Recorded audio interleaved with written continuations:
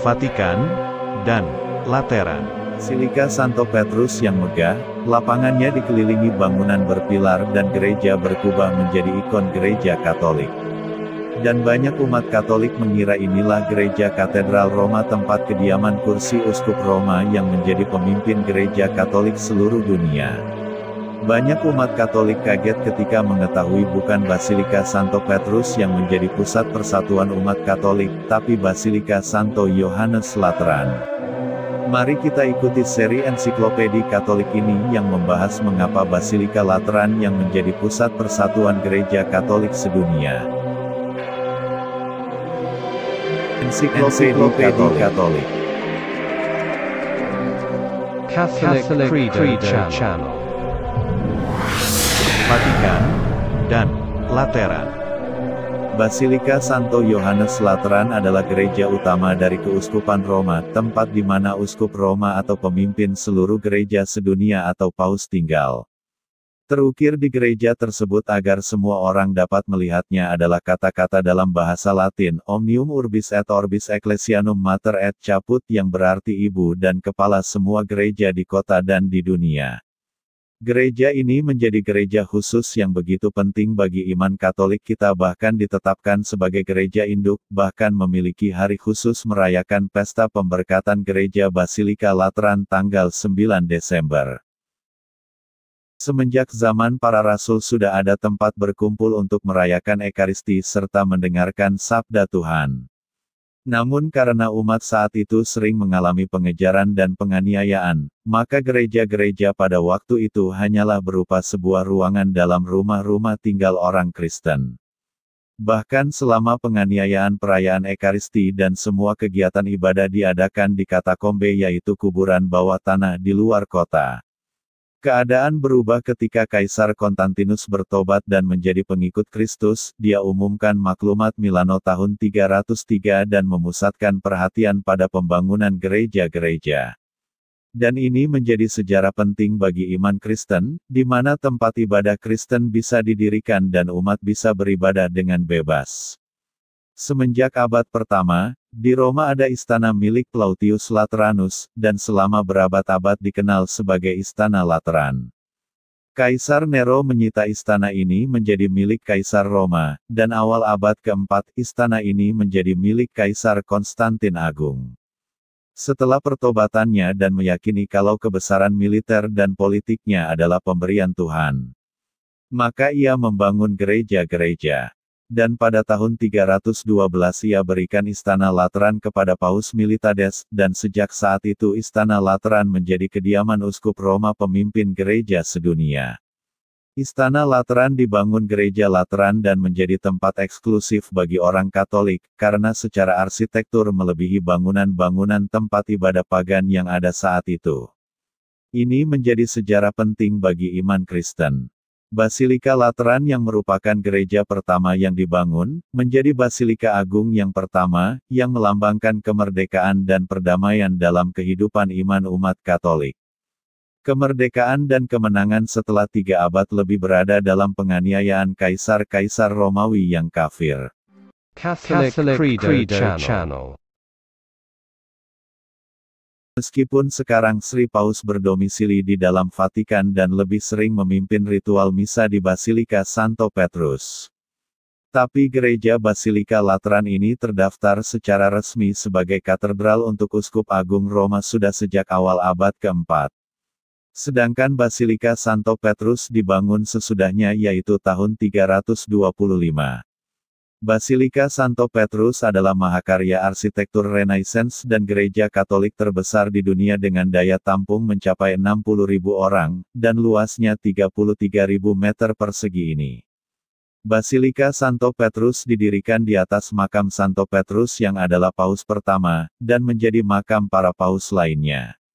Namun sekalipun Basilika Santo Petrus didirikan atas makam Santo Petrus dan merupakan gereja terbesar, tetap Basilika Lateran yang menjadi katedral Roma dan gereja induk lambang persatuan gereja seluruh dunia. Kebanyakan para paus tinggal di samping Basilika Lateran selama 1000 tahun lebih. Penggunaan Istana Lateran sebagai tempat tinggal kepausan berakhir pada tahun 1309. Di mana keadaan mengharuskan Paus pindah ke Avignon, Prancis selama 70 tahun. Tahta suci kembali ke Roma tahun 1377, tetapi fasilitas Istana Lateran berada dalam kondisi yang buruk sehingga tempat tinggal dipindahkan. Akhirnya para paus tinggal di Vatikan di samping Basilika Santo Petrus sampai saat ini, sekitar 5 abad lebih belakangan ini. Basilika Lateran dibangun kembali tahun 1586, meskipun tempat tinggal paus telah di Vatikan, tapi Basilika Lateran tetap menjadi gereja utama Paus Roma. Untuk merayakan kemenangan Tuhan atas kekafiran dengan dibangunnya gereja tempat ibadah pertama secara permanen dan sekaligus menjadi peringatan Basilika sedunia ini sebagai tanda persatuan Katolik sedunia. Maka dirayakan pesta pemberkatan gereja Basilika Lateran tanggal 9 Desember sejak abad ke-12. Pada awalnya hanya dirayakan di kota Roma. Dan mulai tahun 1726 Paus Benediktus ke-13 menjadikan pesta ini dirayakan di seluruh dunia. Karena Basilika Lateran menjadi tanda persatuan gereja Katolik. Maksud dibalik perayaan tahunan ini, untuk mendorong umat Katolik untuk menjaga ikatan dengan masa lalu kita dan dengan gereja Katolik yang universal. Bangunan gereja Basilika Santo Yohanes Lateran tanda kebebasan beragama, di mana umat Kristen bisa berbicara tanpa rasa takut di tempat ibadah mereka sendiri. Melalui rahmat Tuhan para pengikut Yesus telah bertahan atas penderitaan dan penganiayaan, dan ketika agama Kristen telah diberi pengakuan hukum dan keamanan publik, maka terjadilah kegembiraan besar orang Kristen mula-mula akan kebebasan yang ditemukan. Pembangunan gereja pertama sesudah penganiayaan mengingatkan akan keberanian para pengikut Kristus pertama dan pentingnya mempersatukan diri dengan tahta suci. Karena Paus adalah imam dan pendeta universal kita, Basilika Lateran adalah gereja universal kita. Basilika Lateran mengalami 2 kali perubahan. Di abad 10 dinamakan Gereja Santo Yohanes Pembaptis, kemudian abad 12 menjadi Santo Yohanes Pengginjil. Nama resmi gereja ini adalah Basilika Juru Selamat Maha Kudus dan Santo Yohanes Pembaptis dan Penginjil di Lateran. Tapi yang paling dikenal dengan nama Basilika Santo Yohanes Lateran. Vatikan dan Lateran. Catholic Credo Channel. Tahukah kamu tentang Perjanjian Lateran? Dari abad ke-8 hingga pertengahan abad ke-19, kepausan telah diberkahi dengan banyak wilayah, termasuk sebagian besar Italia Tengah. Daerah itu, membentang dari Mediterania ke Laut Adriatik, dikenal sebagai negara kepausan dan secara geografis membagi Italia menjadi 2. Pada tahun 1870, Raja Victor Emmanuel III, sebagai bagian dari upayanya untuk menyatukan seluruh Italia dan membangun pemerintahan baru, mencaplok negara kepausan dan tugas kota Roma dalam sebuah gerakan yang disebut Risorgimento. Pemerintah baru mengambil negara kepausan dan Roma dari Paus. Dan pada awal tahun 1929, setelah banyak pelaku asli yang terkait dengan masalah Romawi telah meninggal dan situasi politik telah berubah, Vatikan dan pemerintah Italia mengakhiri masalah ini.